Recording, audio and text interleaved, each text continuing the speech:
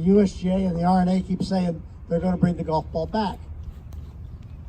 Well, if they don't bring it back, another alternative that I'd suggested to the USGA is, which I think is probably a reasonable alternative, and I think it should probably be used anyway because you can't bring a golf ball back for golf courses that are 100 years old, is that we've got a golf course up in the northern part of the United States that we're going to restore. It's about 58 or 900 yards.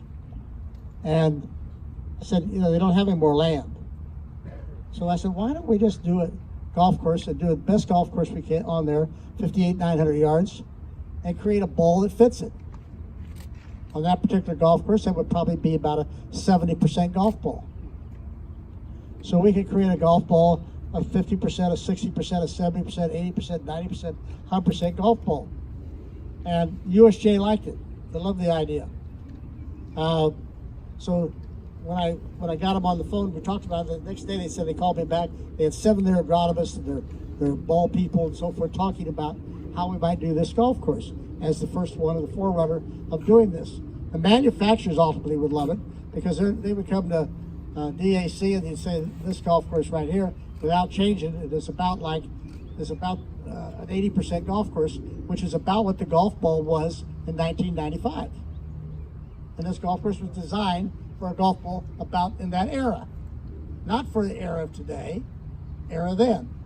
So you design it, you put a golf ball out there, you go in the shop and say, okay, it's an 80% golf course.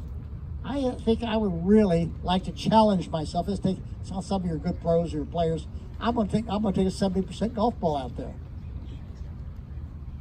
Make a tougher golf course for them. Normal guy plays with an 80% golf ball.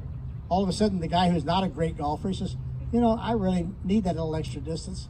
Somebody like me, because I can't hit it. I can't hit it out of my shadow anymore. I'd use a 100% golf ball, because then all of a sudden, then I can play and compete with some of the guys that are playing that 80% ball. I mean, just use that for food for thought.